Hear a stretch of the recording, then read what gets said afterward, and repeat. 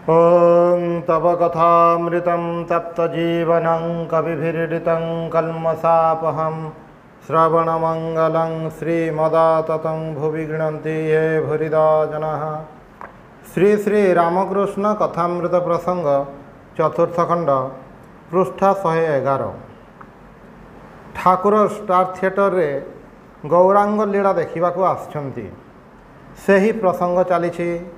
निताई निमाई को खोजुछंती, निमाई भी निताई को खोजुछंती। यही निमाई और निताई संबंध वैष्णव भक्तिशास्त्र रे गोटे विशेष घटना। निमाई धर्म भावर आधार एवं सही भाव को ग्रहण करने भली अधिकारी होउछंती निताई। गौड़ीय वैष्णव समाज रे गौरांग, नित्यानंद और अद्वैत यही तीनोटी नाम एका संगरे उच्चारित हुए। प्रेमर उत्स श्री गौरांग एवं सही प्रेम निताई वितरण करुछंती। निताई जेपरि तांकर भावर धारक और वाहक। अवतार जेतेबेले आसंती तांकर कौनसी एक विशेष पार्षद को आश्रय करी तांकरी भितर देई से काम करती। नित्यानंद हेउछंती सेहीपरि अद्वितीय पार्षद एवं अद्वैत आचार्य संपर्क में कहुए जे तांकर आकुल आवाहन रे भगवान आविर्भूत होइथिले। सेथिपाई अद्वैत आचार्य होउछंती भगवानकर अवतीर्ण हेबार विशेष कारण। श्री गौरांग कहिछंती अद्वैत पुजारी से आवाहन करिछि। श्री रामकृष्ण जुगरे मध्य आमे माने देखा पाउछु श्री श्री माँ एवं स्वामीजी दुई जन दुई दिगरु सही सत्तार धारक और वाहक, अर्थात गोटे सत्तार तीनोटी प्रकाश। एठारे निमाई निताई को कहउछंती सार्थक जीवन। काहेकि तांकर कौन कौनसी अपूर्णता थिला जहाँ नित्यानंद आसीबारु परिपूर्ण हैला। अपूर्णता नुहे, से जो उद्देश्य देह धारण करि आछंती सही उद्देश्य नित्यानंद सहयोगितार सफल हेबो। सेथिपाई कहउछंती सार्थक जीवन। पुणी कहउछंती सत्यमर फलिछि सपन, अर्थात स्वप्न सत्य होइछि। अर्थात घनिष्ठ पार्षद मानक सहित अवतारंकर पूर्वर परिचय थाई। श्रीरामकृष्ण जीवन रे यार प्रकृष्ट परिचय आमे माने बहुबार देखिछु। ठाकुरे कहउछंती काहाकु देखिले हठात ठिया होई पड़े कहीं जान। अंतरंग को अनेक दिन पर देखिले जेपरी लोके आनंदरे डेई पड़ती सेहीपरि हुए। से भी तांक लीलार सहचर मानक पई अपेक्षा करिसंती। स्वामीजी को प्रथम देखारे चिन्हि पारी केते स्तवस्तुति करिसंती। एठारे नित्यानंद संगरे निमाईंकर मिलन हैला। थिएटर चली। श्रीवास षडभुज दर्शन कले। ठाकुरे मध्य भावविष्ट होई षडभुज दर्शन करुछंती। गौरांगंकर भाव बुझी निताई गाइले काहीं कृष्ण आसिले कुंजरे प्राण सही। श्री राधिकांकर भाव नहीं गौरांग देहधारण करिसंती। तांको राधा भाव द्युति सवलित तनु कृष्ण स्वरूपम कुहा होइछि। चैतन्य अवतारर कारण व्याख्या करी चैतन्य चरितामृत रे कुहा होइछि श्री राधांग प्रेमर महिमा किपरि, भगवानकर जो माधुर्य श्री राधांग मुग्ध करे सही माधुर्य किपरि एवं सही माधुर्य आस्वादन करी श्री राधा जो आनंद लाभ करती सही आनंद किपरि, यही तीनोटी वांछा पूर्ण करने पाई स्वयं भगवान श्रीकृष्ण राधिकांग भावकांति अंगीकार करी नवद्वीप धाम रे अवतीर्ण हेले। ए सबु भावर कथा। आमे माने श्री रामकृष्णंकर गोटे कथा मने पकाइबा। से कहिछंती देख एहा भितरे अर्थात निजकु देखाई दुई जन अछंती, जड़े भगवान और आउ जड़े भक्त। अवतार चरित साधारण बुद्धि द्वारा बुझा जाए नहीं। केतेबेले कहउछंती निजर देह देखाई एहाकु चिंता करिवो, पुणी केतेबेले हुए तो कांदी कांदी अस्थिर होउछंती जे माँ एबे भी देखा पाइली नहीं। एही उभय भावर एकत्र समावेश एठारे मध्य होइछि। भगवान पई श्री राधांक व्याकुलतार तुलना हुए नहीं। द्वितीय उपमा नहीं जहा द्वारा व्याकुलता को साधारण भाव में बुझा जाए। ठाकुरे कहउछंती एही महाभाव जीवर हुए नहीं। वैष्णव शास्त्र रे अछि एकमात्र श्री राधा ही महाभावर अधिकारिणी, महाभाव स्वरूपा श्री राधा ठाकुराणी। गौरांग से राधांग भाव को आश्रय करी आसिछंती। सेथिपाई तांकर केते आरती केते व्याकुलता। राधांगु भगवानଙ୍କର लादिनी शक्ति आनंददायिनी शक्ति कहा जाए, जो शक्ति द्वारा भगवान जगत रे आनंद प्रेम वितरण करती। सुतरां श्री राधा और श्रीकृष्ण उभय भिन्न नुहंती। पूर्ण भगवत सत्ता उभयଙ୍କ ମଧ୍ୟରେ ଅଛି। केवल पार्थक्य होछि गोटिएर प्रकाश भगवान रूपरे और अन्यटीर प्रकाश भक्त रूपरे। यही दुईटी जिनिष श्री गौरांगଙ୍କ ମଧ୍ୟରେ प्रकाशित। भागवतर अछि तयि स्वरे ब्रह्मणि न विरुध्यते। तुमे परमेश्वर तुमठारे यही विपरीत भाव विरुद्ध नुहे। दुईटी भाव को निज मध्यरे प्रकाश करिवा तुम पक्षरे संभव। एहा परे ठाकुरଙ୍କ मन जेतेबेले पुणी बाह्य जगत को फेरी आसिला, से देखिले तांको पछरे खड़दार नित्यानंद गोस्वामींकर वंशर जड़े बाबू ठिया होइछंती। तांको देखि नित्यानंदଙ୍କ भाव मनरे उदय ହେଲା। फलरे ठाकुरे आनंदरे विभोर हेले। अनुरूप दृष्टांत जड़े भक्त जे बाबुल गछ देखि भावुछंती यही काठरे भगवान को बगीचार कदालर बेंट हुए एवं संगे संगे भगवान को भाव में आविष्ट हो जाउछंती। सेहीपरि संपर्क गुड़िक अनेक दूर हेले भी तांको दृष्टि से गुड़िक भेद करी चली जाए। कहउछंती आउ टिकिए हेले मु ठिया होई पड़ी थांती, अर्थात समाधि हो जाइथांता। यापर जगाई माधाईଙ୍କ संगरे नित्यानंदଙ୍କର साक्षात होइछि। जगाई माधाईଙ୍କର उद्धार कहानी आम समस्तଙ୍କୁ जଣା। भगवान केवल भक्त मानक पई आसंती नाही, जो माने अभक्त भगवत विरोधी सेमानଙ୍କ पई मध्य आसंती।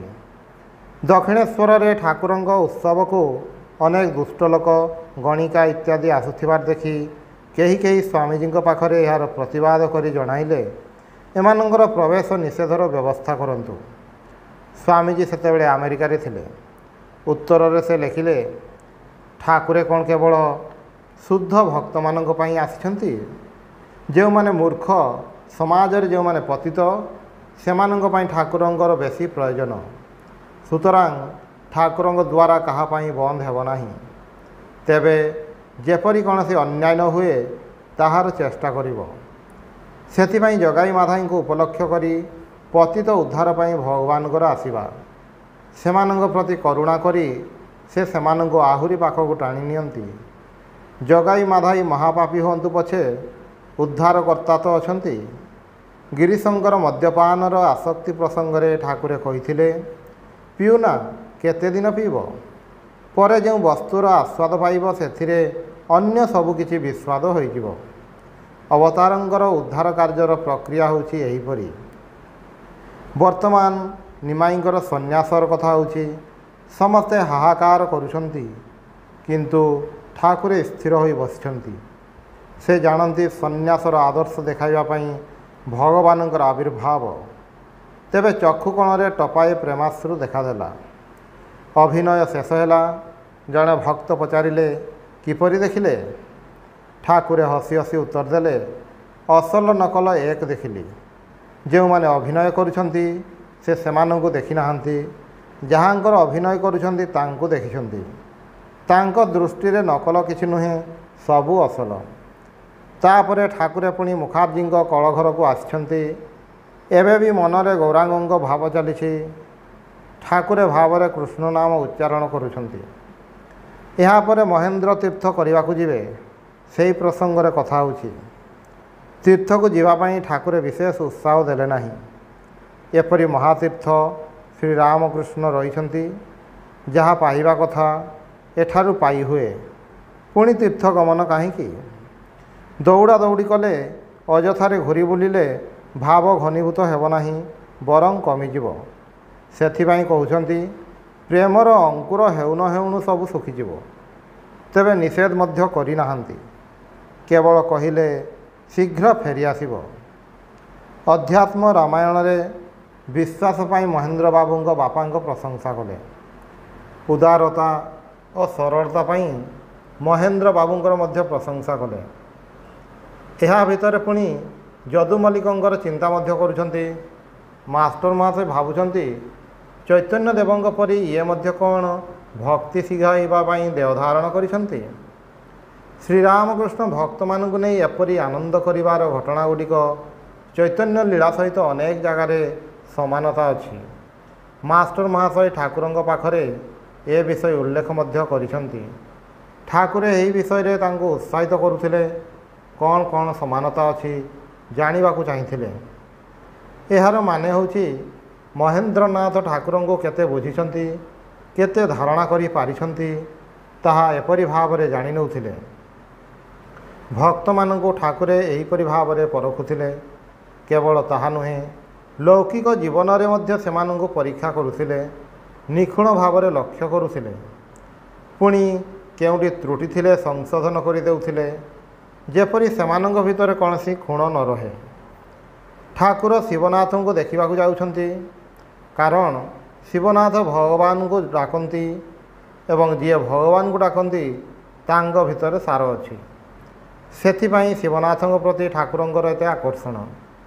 ଶିବନାଥ ବ୍ରାହ୍ମ ସମାଜର ଜଣେ ନେତା, ନିରାକାରରେ ବିଶ୍ୱାସୀ। ତେବେ ସାକାରବାଦୀମାନଙ୍କ ପ୍ରତି ବିଦ୍ୱେଷ ପରାୟଣ ନୁହନ୍ତି। ଘରେ ଶିବନାଥଙ୍କୁ ନ ପାଇ ଠାକୁରେ ବ୍ରାହ୍ମ ସମାଜ ମନ୍ଦିରକୁ ଆସିଛନ୍ତି। ଏଠାରେ ବେଦୀରେ ପ୍ରଣାମ ନିବେଦନ କରୁଛନ୍ତି।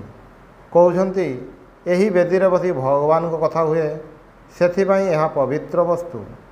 ବ୍ରାହ୍ମ ସମାଜର ଅନ୍ୟାନ୍ୟ ଲୋକମାନେ ଯଦି ଠାକୁରଙ୍କୁ ଯଥାଯଥ ସମ୍ମାନ ନ କରନ୍ତି, ସେହି ଆଶଙ୍କାରେ ନରେନ୍ଦ୍ରନାଥ ଠାକୁରଙ୍କୁ ସମାଜ ମନ୍ଦିରକୁ ଯିବା ପାଇଁ ନିଷେଧ କରିଥିଲେ।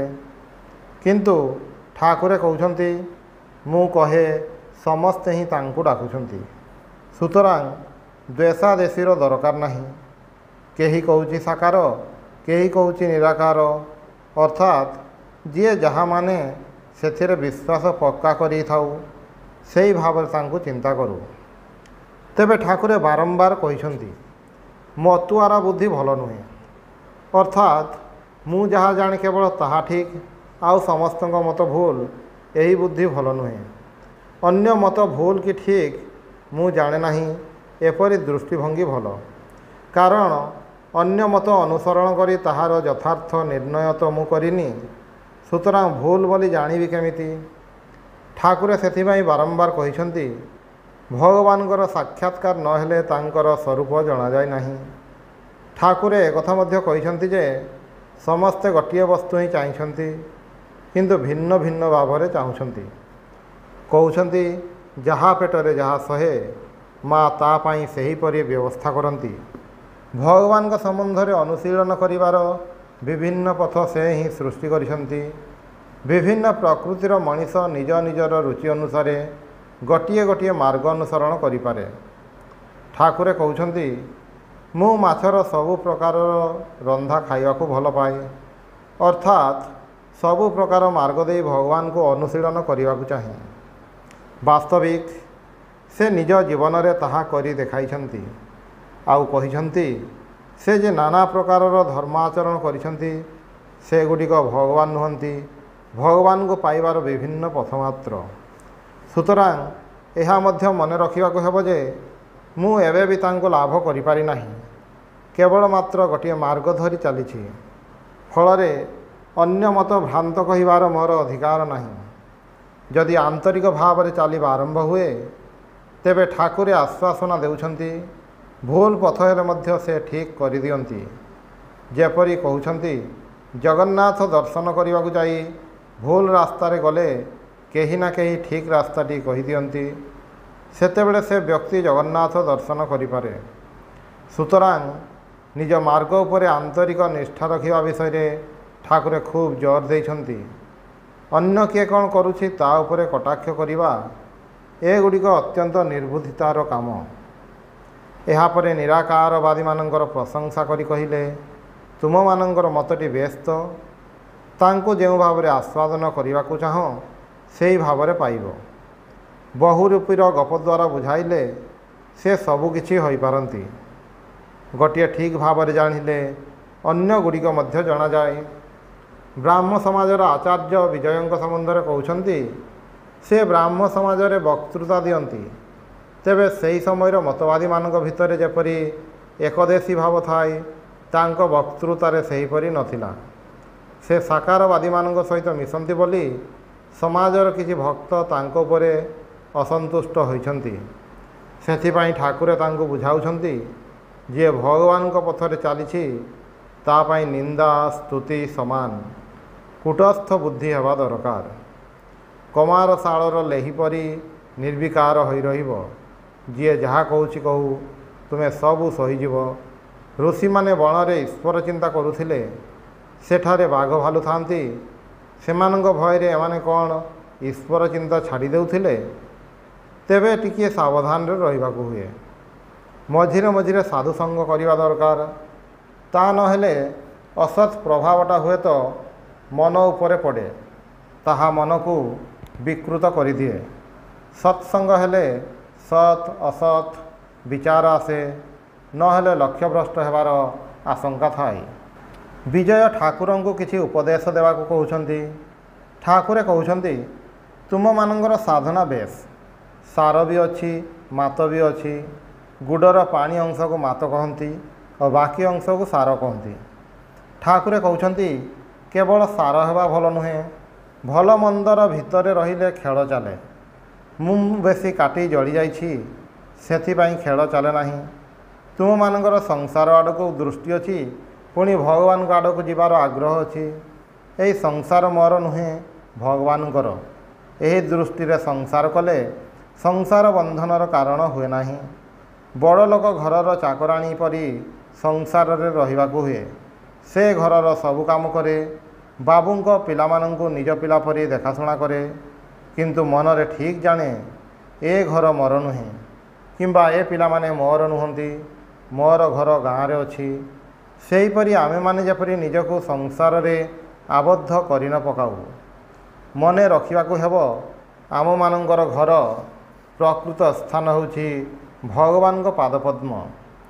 स्वामीजींकर मन चाल निज निकेतन गीतटी ठाकुरे खूब पसंद करथिले। अनासक्त होई संसार रही आंतरिक भाव में चाहिए भगवान को लाभ करा जाए। एहा परे ठाकुरे अधरंग घर को प्रतिमा दर्शन करने को जीवा उद्देश्य रे एठारे उठिले। ब्राह्म भक्त मानंक नमस्कार उत्तर रे से भी प्रति नमस्कार जणाइले। ठाकुरे जे किपरि उदार भावापन्न थिले समस्त सहित तांकर किपरि मित्रता थिला ताहा एही ब्राह्म भक्त मानंक सहित सप्रेम व्यवहार मध्यरे विशेष भाव में परिस्फुट होई उठिछि। ओम निरंजनम नित्यमनंतरूपम भक्तानुकंपादित विग्रहं वै ईशावतारं परमेशमिड्यं तं रामकृष्णं शिरसा नमामि।